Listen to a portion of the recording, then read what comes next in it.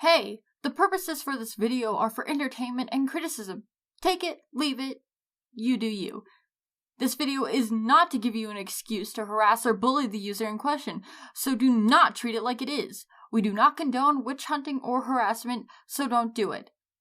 Thank you, and enjoy the video. Hello everybody, I'm Yuji and welcome back to another video! We're doing more Gacha Life reviews, cause they're fun. But first, from the last video, I was told that the reindeer is an asset found in the game! And whoever thought it was a good idea to put a motherfucking JPEG in a game that's made up of PNG images is an utter moron and needs to be slapped! Okay, I'm done. But God, that is so stupid and I am so annoyed by that.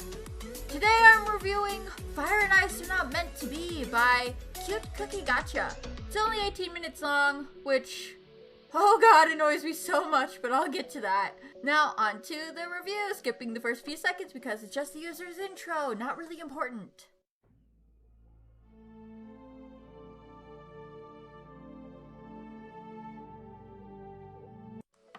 15 seconds in and I've already got to stop and complain. That text moves too fast.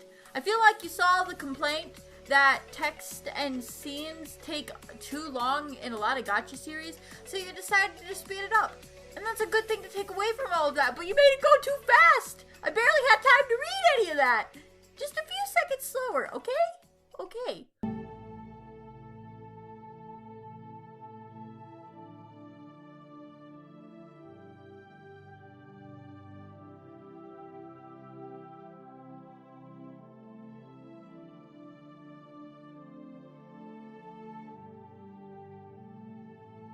Okay, so we get some backstory. The Fire and Ice Kingdoms are at war with each other, and no matter how many lives or laws, each kingdom is too proud or too stubborn to either give up or call a truce. That's fine. It's a pretty good setup. Though the "let me show you what I mean" text could have been left out. It's just not really needed, I don't think. Also, can I just say, the plot sounds very similar to the Frostblood series. Maybe that's just because there's a Fire and Ice Kingdom. Oh, by the way, if you haven't read those books, go read them. They are awesome. It's Frostblood, Fireblood, and Nightblood. Go. Right now. They're good books. Get off your devices and go read, you damn kids. I am not apologizing for that. That was funny. I'm hilarious.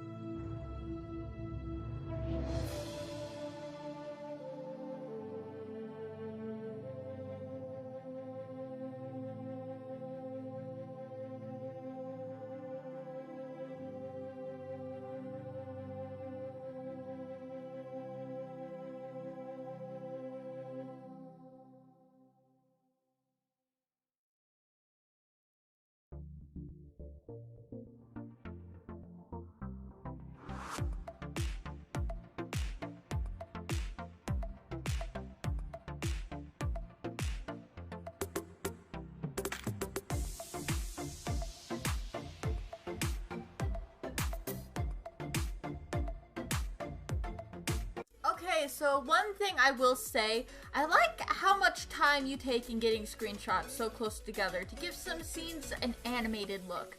Her waking up and yawning, and that quick little fight scene at the beginning looked pretty nice. But now I have to nitpick the dialogue, the repeat of fancy dress. This is a princess. She is a maid. Mother and father, king and queen of the Ice Kingdom. That doesn't sound proper enough for such influential figures. It sounds too basic. Next time when dealing with royalty or like the extremely rich, try to have the dialogue be more proper. You don't have to do it all the time, obviously, but a bit more proper dialogue would be nice. The king and queen wish for you to wear a nice dress, as a quick example of some more kind of proper dialogue. I don't know, guys. I'm tired. Leave me alone. Now, there is a fine line between under and overdoing it. You have to be really careful when dealing with this type of dialogue. One too many proper or big words, you end up in r/I'm very smart territory. Another thing about the dialogue, repeating future husband. The proper term is fiancé. You could have the dad say, meet your future husband, Liam, and then the rest of the time, up until our main character yells, he's not my future husband, call Liam her fiancé. So the interaction when she's told she's marrying Liam is not good. Mainly on the parents' side. Their dialogue is childish and...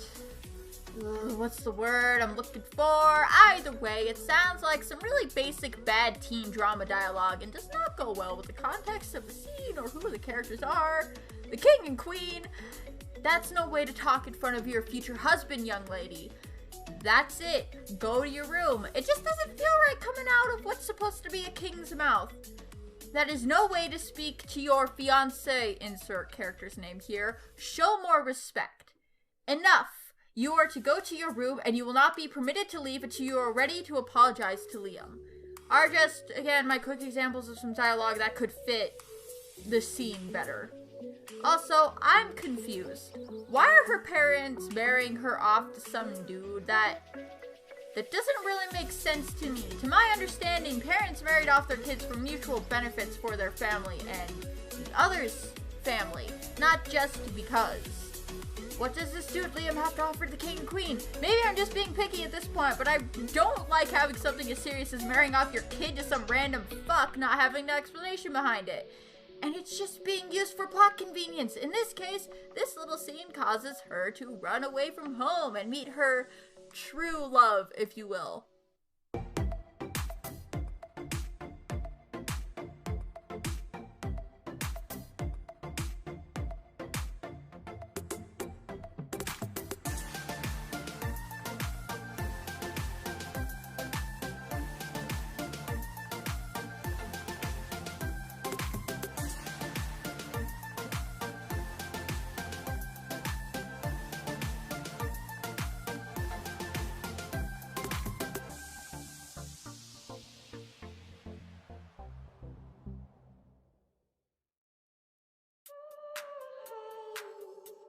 Okay, I get you're trying to show that her parents are super controlling, but the whole baby and walking thing was beyond absurd. Even the most controlling of parents understand that babies are fucking babies and don't understand what you're trying to tell them. But okay, her parents are super controlling, getting on her case for the smallest things. Though, might I suggest listening to Living with Narcissists videos just to have some variety? I find that listening, reading, or watching things can help with storytelling and characters. I have no idea if any of what I just said makes any sense, but true stories, give them a listen. They might help you up your character diversity. I'm skipping this. It's just her talking about how she doesn't want to be a princess and she wants to be a commoner for a day, so she puts on a black cloak and jumps out her window. Basically pulling a Jasmine. Hey, wait! You didn't base this whole she's getting married off so she runs away on the whole Aladdin thing, did you?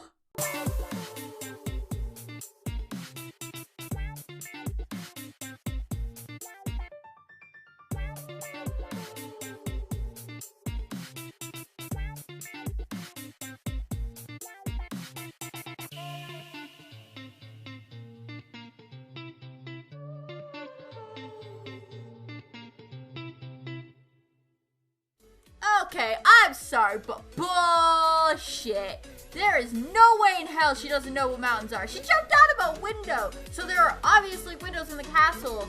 She would be able to see the mountains from outside the windows, especially the ones in her room. We learned that jumping out of her window leaves her over the castle wall, so clearly the walls aren't high enough to cover the windows. Which, another thing, how high was that fall? Castle walls tend to be pretty tall to deter robbers and such, so I imagine the fall was at least a good couple hundred feet or so. She shouldn't have survived it, unless for some reason the window was low to the ground and the wall is super short, but even a 10-foot drop you could break something. I should know. I broke my wrist falling from a 10-foot roof. You kind of gotta think rationally about things like that. Even fictional worlds have to follow some kind of logic, unless you come up with an explanation as to why certain things don't affect your characters. I'm going to use Ruby as an example. Those characters are able to take a beating with little to no damage because they have Aura, a magical energy that acts as a shield to protect them. Skipping, it's just her walking and talking about how she's lost.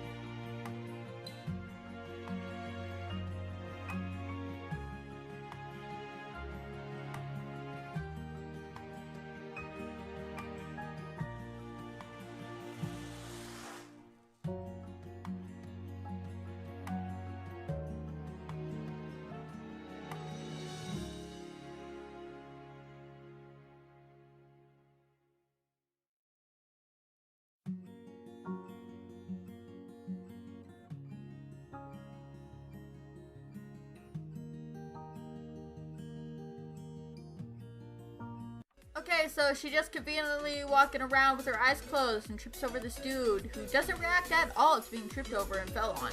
So she notices he's from the Fire Kingdom and hurt, so she helps him, which I understand what's being gone for. She's supposed to be compassionate, helping even though he's a part of the enemy kingdom. Though I am confused because you'd think she would have been raised to believe something like the Fire Kingdom are monstrous animals who murder for fun or something. She should be a bit more hesitant to help a man from the enemy kingdom she found in her territory, injured. I'm not opposed to her helping him despite this, I just feel like she was a little too willing to help. Now, I know she packed supplies in case she ran into trouble, but seriously, a tent? And why didn't she try to drag him in the tent? Yeah, just bandage him up, but leave him out in the cold.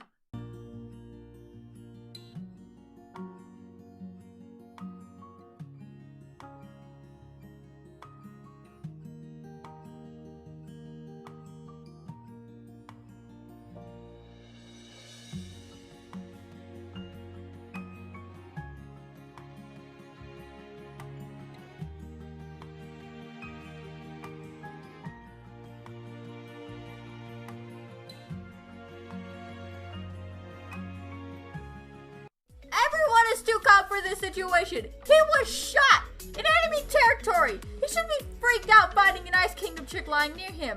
Rational thought isn't something that happens to people who were just shot, knocked unconscious, and wakes up in the snow with the enemy right there.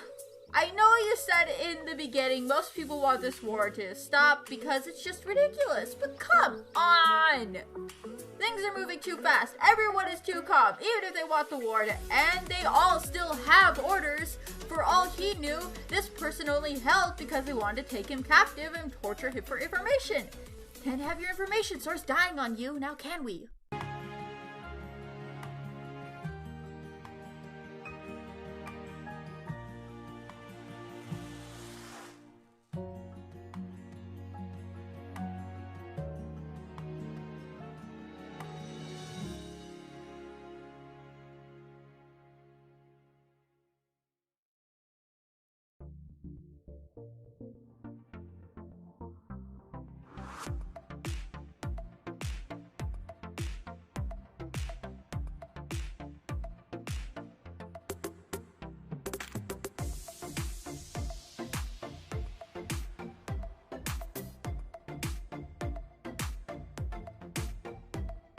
No, no, and no. It's been a day. A gunshot wound would not heal overnight unless it grazed him and the baby passed out because of shock.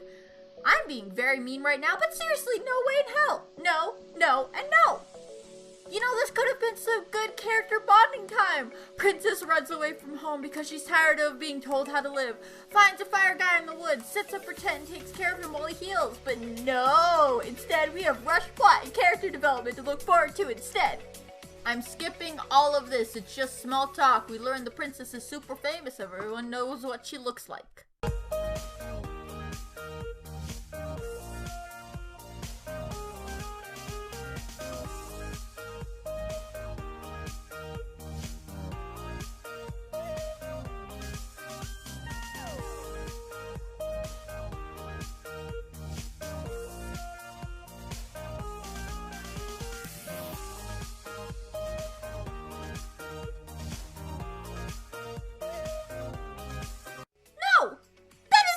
great idea. And what do you mean he lives a normal life? A soldier's life isn't exactly normal, especially one on duty.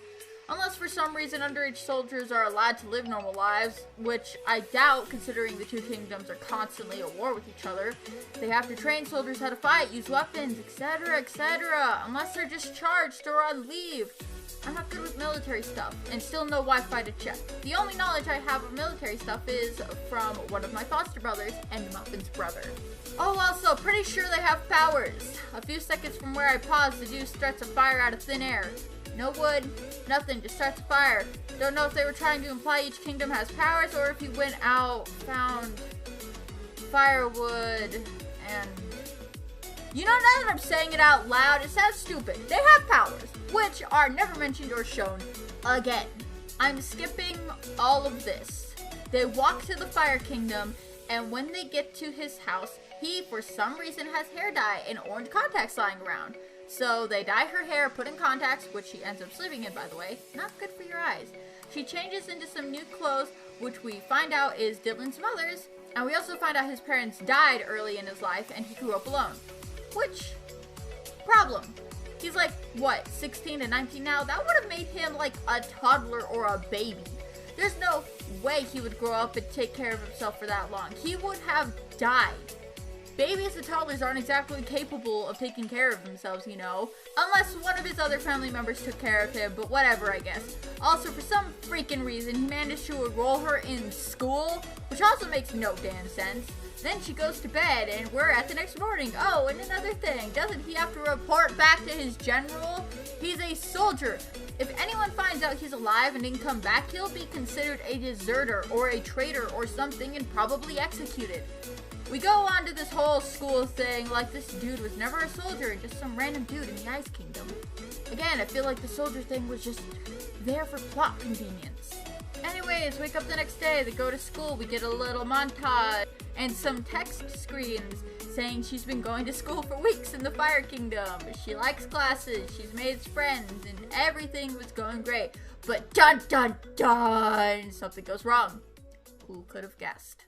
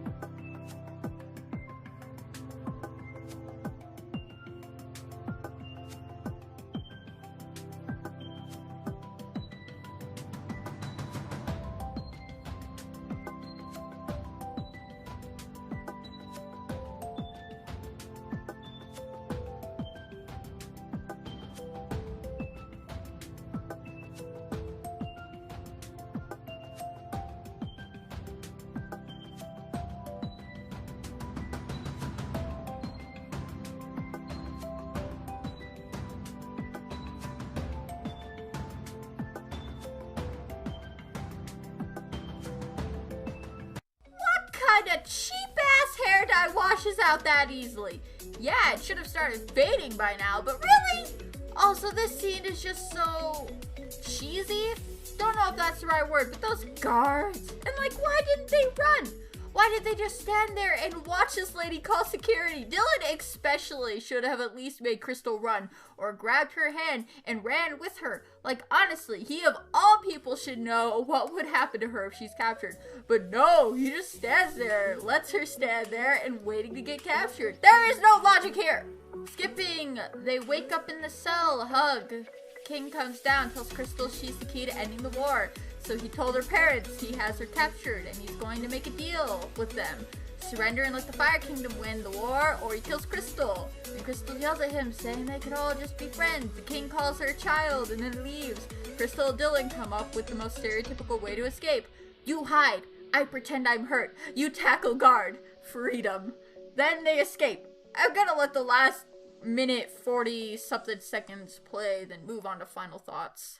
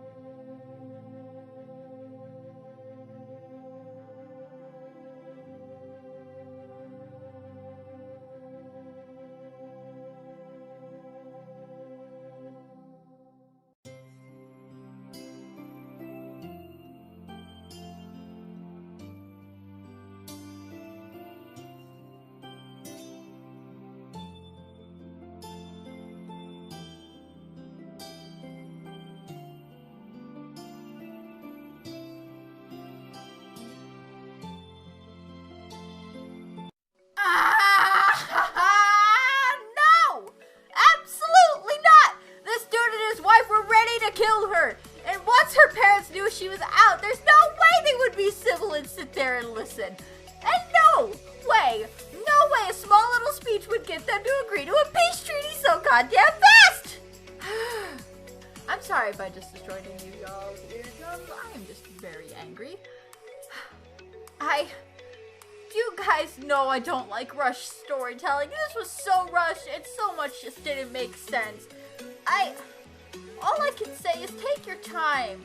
You have the ability to make longer videos, so make these stories longer. Make it hours if you have to, or make it a series. Multiple parts. Just make it long. And try to think logically about certain situations, like her jumping from her window and being okay afterwards.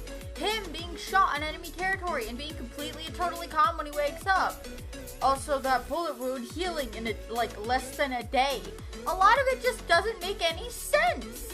Alright, I'm done here. I wanted to stop at the instant healed gunshot wound, but I'm persistent, I guess. You know, I've only watched a few Gacha Life mini-movies, and it's honestly tempted me to make my own.